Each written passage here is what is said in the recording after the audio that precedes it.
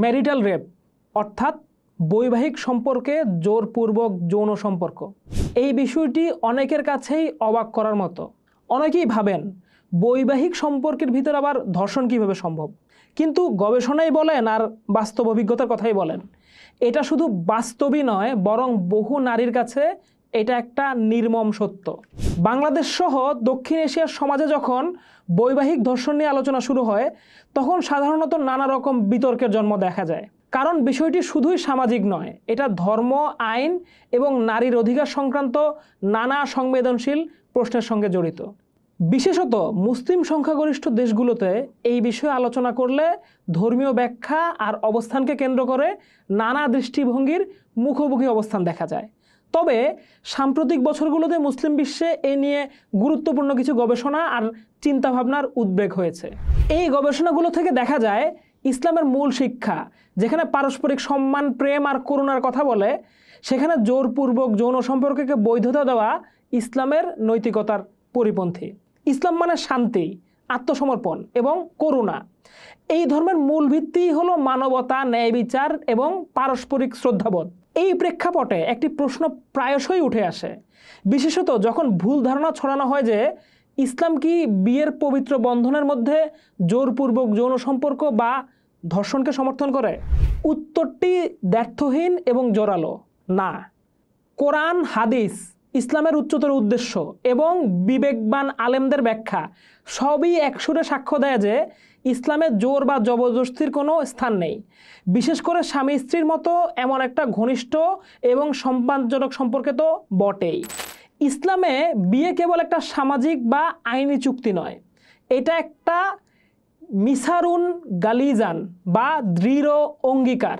কুরআন মজিদে আল্লাহ স্বামী স্ত্রীর সম্পর্কে বর্ণনা করছেন ভালোবাসা, করুণা এবং প্রশান্তির সম্পর্ক হিসাবে। এর উৎস সূরা আর রুম 21 নম্বর আয়াতে বলা হচ্ছে, আর তার নির্দেশনাবলীর মধ্যে রয়েছে যে তিনি তোমাদের জন্য নিজেদের মধ্য থেকে সঙ্গিনী সৃষ্টি করেছেন যাতে তোমরা তাদের কাছে প্রশান্তি পাও, এবং তিনি তোমাদের মধ্যে পারস্পরিক ভালোবাসা এবং দয়া সৃষ্টি করেছেন। প্রশ্ন হলো, যেখানে ভিত্তি হলো ভালোবাসা, দয়া আর প্রশান্তি, সেখানে জোর বা ভীতির স্থান কোথায়? যেই যৌন সম্পর্ক চাপ প্রয়োগ বা ভয়ের মাধ্যমে অর্জিত হয় তা কি সঙ্গীর জন্য প্রশান্তির কারণ হতে পারে? এটা কি কোরআনে বর্ণিত আদর্শের সম্পূর্ণ বিপরীত নয়? কুরআন স্বামীদের নির্দেশ দেয় স্ত্রীদের সঙ্গে মারুফ বা ন্যায়সঙ্গত ও সদাচরণের সঙ্গে জীবনযাপন করতে। এর অর্থ শুধু ভরণ পোষণ বা আশ্রয় দেওয়া নয়, এর মধ্যে স্ত্রীর অনুভূতি, ইচ্ছা অনিচ্ছা এবং শারীরিক ও মানসিক অবস্থার প্রতিও সম্মান দেখানোর বিষয়টি অন্তর্ভুক্ত। Islamic perspective on marital rape গবেষণাপত্রে ইন্দোনেশিয়ার ইউনিভার্সিটি অব মোহাম্মদিয়া ইয়োগাকার্তার আইন বিভাগের শিক্ষক ডক্টর মোহাম্মদ এন্দ্রিয় সুশীলা উল্লেখ করছেন, স্ত্রী অনিচ্ছুক হলে স্বামী তাকে যৌন মিলনে বাধ্য করতে পারে না। ডক্টর সুশীলা বলছেন, যখন একজন স্ত্রী অসুস্থতা, ক্লান্তি, মানসিক চাপ বা অন্য কোনো বৈধ কারণে যৌন মিলনে অসম্মতি জানান, তখন মারুফ আচরণের দাবি হলো স্বামী তাকে জোর করতে পারবেন না। ইন্দোনেশিয়ার প্রখ্যাত ইসলামী চিন্তাবিদ মাসদার এফ মাসউদি ইসলামের স্বামী স্ত্রীর সম্পর্ক কেবল জৈবিক চাহিদা পূরণ বা বংশবৃদ্ধির নয় উল্লেখ করে বলেন, এটি একটি ইবাদত বা উপাসনার সমতুল্য প্রার্থনা। এটি এমন একটা পবিত্র কাজ যা আল্লাহর সন্তুষ্টি অর্জনের মাধ্যম, কিন্তু যে কোনো ইবাদতের পূর্বশর্ত হলো বিশুদ্ধ নিয়ত এবং স্বেচ্ছায় অংশগ্রহণ। এই ধারণাকে তিনি আকদুল ইবাদা, উপাসনা চুক্তি বলছেন এবং জোর দিয়ে বলছেন, in worship there must be no force, it should be based on voluntariness. ইবাদতে কোনো জবরদস্তি নেই, এটি স্বেচ্ছায় হতে হবে। তিনি বলছেন, বিয়ে যেহেতু একটা ইবাদত এবং ইসলাম পরিষ্কারভাবে বলে জোর করে আদায় করা কোনো কাজই ইবাদত হতে পারে না, তাই স্ত্রীর অসম্মতিতে জোরপূর্বক যৌন সম্পর্ক স্থাপন এই পবিত্র কাজটিকে তার আধ্যাত্মিক মর্যাদা থেকে নামিয়ে নিছক পাশবিক আচরণে পরিণত করে, যা ইসলাম সমর্থন করে না। Islamic perspective on marital rape গবেষণায় ডক্টর সুশীলা আরও বলছেন, ইসলাম স্বামী স্ত্রী উভয়ের ওপর পারস্পরিক অধিকার ও দায়িত্ব অর্পণ করেছে।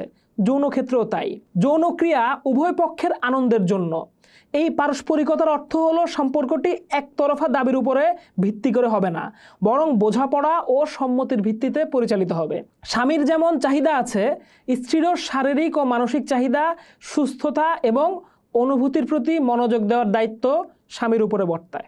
ইসলামের একটা মৌলিক নীতি হলো অন্যের ক্ষতি করো না এবং নিজেও ক্ষতির শিকার হয়ো না।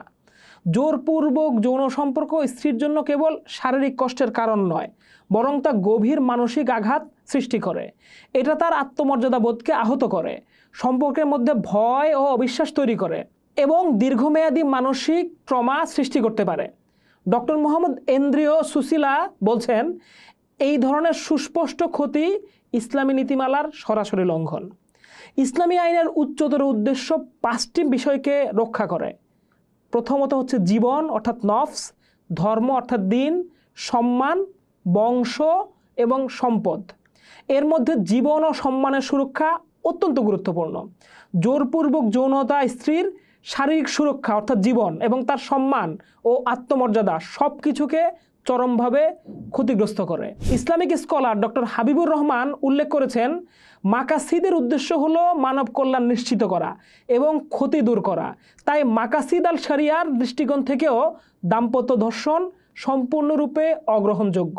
অনেক রক্ষণশীল ব্যাখ্যায় ভুল বোঝাবুঝি থাকলেও সমসাময়িক বহু আলেম এবং ইসলামী চিন্তাবিদ স্পষ্টভাবে বলছেন যে স্ত্রীর অসম্মতিতে যৌন সম্পর্ক স্থাপন ইসলাম সমর্থন করে না। ইন্দোনেশিয়ার প্রখ্যাত মুফাসসির কুরাইশ শিহাবের মতো আলেমরা দ্ব্যর্থহীন ভাষায় বলেছেন, ধর্ষণ অবৈধ, এমনকি যদি তা করা হয় নিজের স্ত্রীর ওপর। এমন অপরাধ হলে স্ত্রী চাইলে বিচারকের কাছে অভিযোগ জানাতে পারবেন। মালয়েশিয়ার ইসলামী বিশ্ববিদ্যালয়ের গবেষকরাও একই সুরে বলছেন, যদি এটি স্ত্রীর ক্ষতি করে তবে ইসলামী ফিকাহ অনুযায়ী ম্যারিটাল রেপ একটি অপরাধ।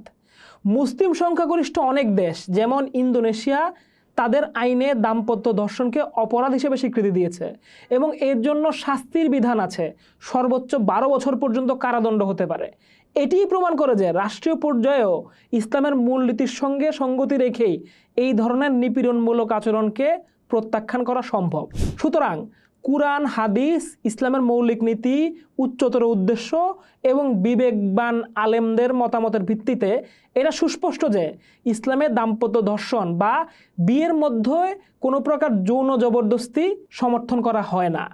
ইসলাম একটি মানবিক ধর্ম যা সম্পর্কের ভিত্তি স্থাপন করে ভালোবাসা, করুণা, পারস্পরিক সম্মান এবং সম্মতির ওপর।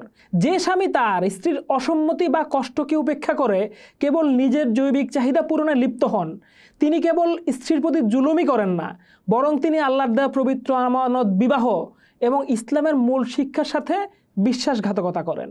ইসলাম নারীকে সম্মান দিয়েছে, তার অনুভূতিকে মর্যাদা দিয়েছে এবং জোরপূর্বক সম্পর্ককে প্রত্যাখ্যান করেছে।